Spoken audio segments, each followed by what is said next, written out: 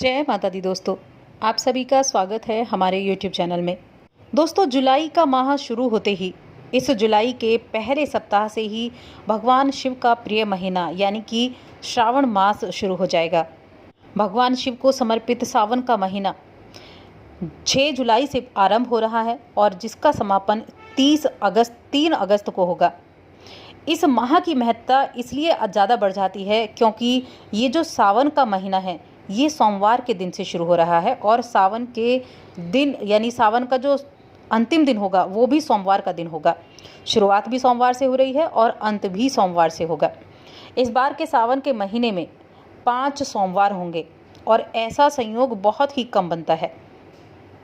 सावन का महीना महादेव को समर्पित होता है। महादेव की पूजा की दृष्टि से ये महीना सबसे उत्तम माना जाता है और हिंदू धर्म में सावन महीने को सबसे पवित्र महीना माना गया है। ज्योतिष शास्त्र के अनुसार इस बार जो सावन का महीना है कई दृष्टि से महत्वपूर्ण है। शिव भक्तों के लिए सबसे अधिक पुण्यकारी साबित होगा। ये सावन के जो सोमवार होते हैं वो भगवान शिव को समर्पित होते हैं। हालांकि पूरा महीना ही भगवान शिव को समर्पित होता है, लेकिन महादेव की पूजा करना सोमवार के दिन खास महत्व रखता है।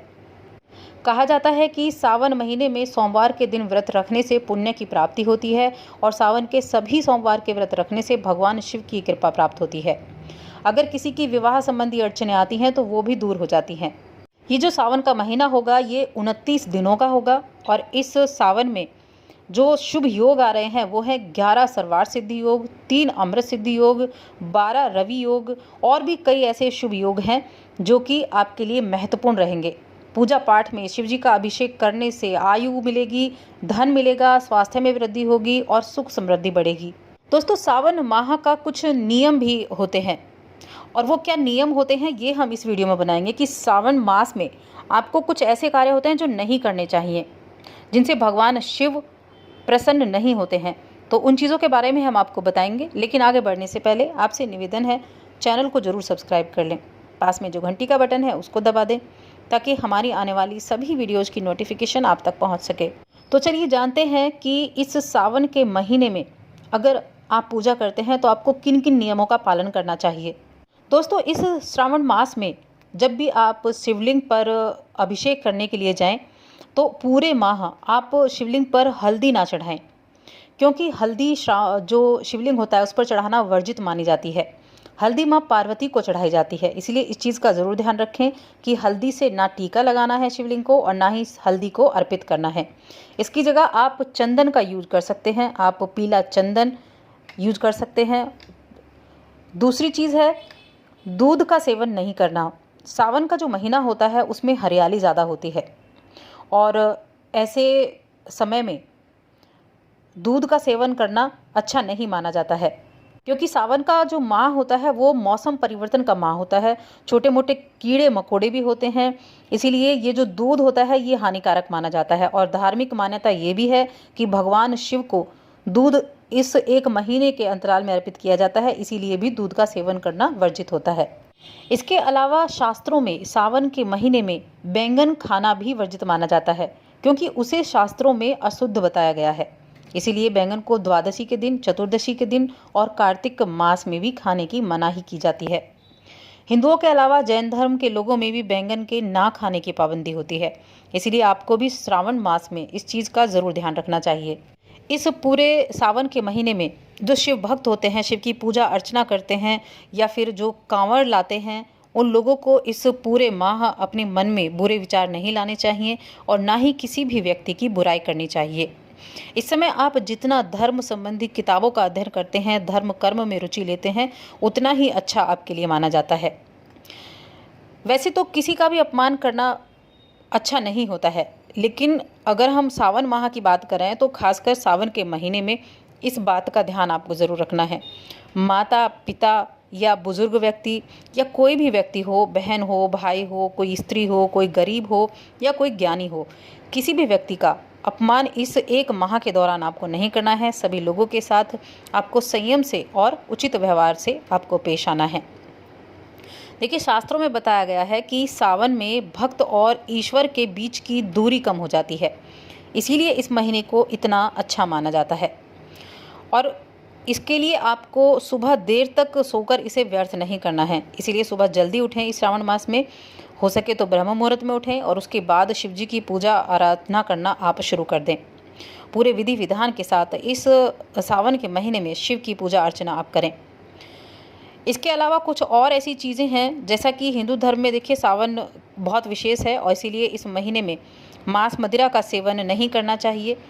इससे आपका मन अशुद्ध होता है और अशुद्ध मन से भगवान की पूजा नहीं की जाती है, इसलिए इन चीज़ों पर भी आपको ध्यान देना होगा। सावन में शिव भक्ति के लिए आपके आसपास सकारात्मक माहौल होना बहुत ज़रूरी है। उसके लिए आप हमेशा अपने घर में साफ़ सफाई रखें और घर में अगर कोई पुरानी वस्तुएं पड़ी हैं, टूटी फूटी वस्तुएं पड़ी हैं, प्रयोग में ना आने वाली वस्तुएं हैं, तो उनको ज़रूर हटा दें। अगर आप उनको हटाएंगे तो घर में पॉजिटिविटी होगी और नकारात्मकता आपके घर से दूर हो जाएगी। इसके अलावा देखिए इस पूरे सावन के महीने में आप किसी वृक्ष को किसी भी वृक्ष को आप काटें नहीं, बल्कि हो सके तो परिवार के सदस्यों के साथ मिलकर या आप स्वयं कुछ पेड़ लगाएं, क्योंकि सावन के महीने में पेड़ लगाना बहुत ही शुभ माना जाता है। इन सभी चीज़ों को आपको ज़रूर ध्यान रखना है। अब हम जानते हैं कि व्रत के नियम क्या होते हैं, क्योंकि सावन का महीना भगवान शिव को प्रसन्न करने के लिए, अपनी मनोकामनाओं को पूर्ण करने के लिए बहुत महत्वपूर्ण होता है। और शिव महापुराण के अनुसार शिव की उपासना करना, व्रत करने से मनुष्य के सभी रोग दूर होते हैं, सभी व्याधि कोसों दूर भागती हैं। तो इस व्रत करने के क्या नियम होते हैं? देखिए, जब हम व्रत करने का संकल्प लेते हैं, सावन मास में सोमवार के व्रत किए जाते हैं। अगर आप 16 सोमवार का व्रत करना चाहते हैं तो इसी सोमवार से आपको शुरू करना होता है। व्रत करने वाले व्यक्ति को ब्रह्म मुहूर्त में उठकर पानी में कुछ काले तिल डालकर और थोड़ा सा गंगाजल डालकर स्नान करना चाहिए। भगवान शिव का अभिषेक जल या फिर गंगाजल से होता है और विशेष अवसर पर विशेष कामनाओं की पूर्ति के लिए दूध, दही, घी, शहद, चने की दाल, सरसों का तेल, काले तिल, कई तरह की सामग्रियों से अभिषेक करने का विधि विधान होता है। इसके पश्चात जो भगवान शिव का पंचाक्षर मंत्र है, ओम नमः शिवाय, इस मंत्र के द्वारा सफ़ेद फूल, सफ़ेद चंदन, चावल, पंचामृत, सुपारी, फल और गंगाजल या फिर साफ पानी आप भगवान शिव और पार्वती का पूजन करते हैं। इस दौरान आपको भगवान शिव और माँ पार्वती दोनों की ही पूजा अर्चना करनी चाहिए। अभिषेक के दौरान पूजा विधि के साथ साथ मंत्रों का जाप करना बहुत आवश्यक होता है, या फिर आप महामृत्युंजय मंत्र का जप कर सकते हैं या गायत्री मंत्र का कर सकते हैं या भगवान शिव के पंचाक्षरी मंत्र ओम नमः शिवाय इस मंत्र का जप कर सकते हैं। लेकिन जब भी आप जिस भी तरीके से अभिषेक कर रहे हैं, किसी न किसी मंत्र का जप आप ज़रूर करते रहें। शिव पार्वती की पूजा के बाद श्रावण के सोमवार की व्रत कथा आप ज़रूर सुने। व्रत कथा सुनना इस सावन के महीने में बहुत लाभकारी माना जाता है। और देखिए, चतुर्मास का पहला महीना है ये सावन का महीना, इसलिए चतुर्मास की जो कथा है वो भी आप सुन सकते हैं।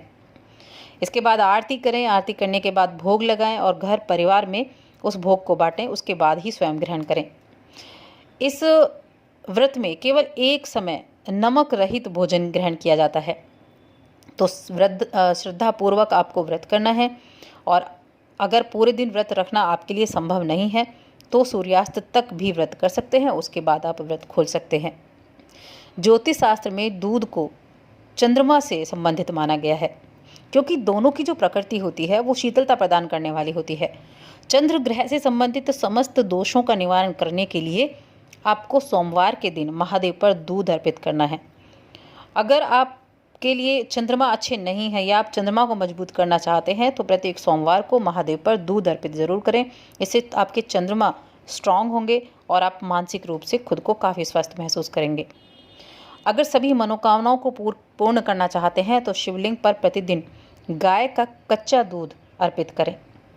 बहुत ज़्यादा नहीं, थोड़ा सा आप ले सकते हैं, कच्चा दूध आप अर्पित कर सकते हैं और ताज़े दूध का ही प्रयोग करें तो ज़्यादा अच्छा रहेगा। डब्बा बंद या पैकेट का दूध अर्पित ना करें तो ज़्यादा अच्छा है। इन चीज़ों को आप अवॉइड करें तो सही है। इसके अलावा श्रावण मास में एक और चीज़ है जिसकी मनाही की जाती है। सावन में कढ़ी नहीं खाने की मनाही की जाती है, यानी कढ़ी भी नहीं खानी चाहिए, क्योंकि ये चीज़ें जो हैं ये वात दोष को बढ़ा देती हैं, जिससे सेहत से संबंधित कई तरह की समस्याएं इस श्रावण मास में होती हैं। इसीलिए इन चीज़ों को आपको अवॉइड करना चाहिए। तो दोस्तों, आपको हमारी ये वीडियो कैसी लगी हमें कमेंट करके ज़रूर बताएं और हमारी इस वीडियो को ज़्यादा से ज़्यादा लाइक भी करें, शेयर भी करें।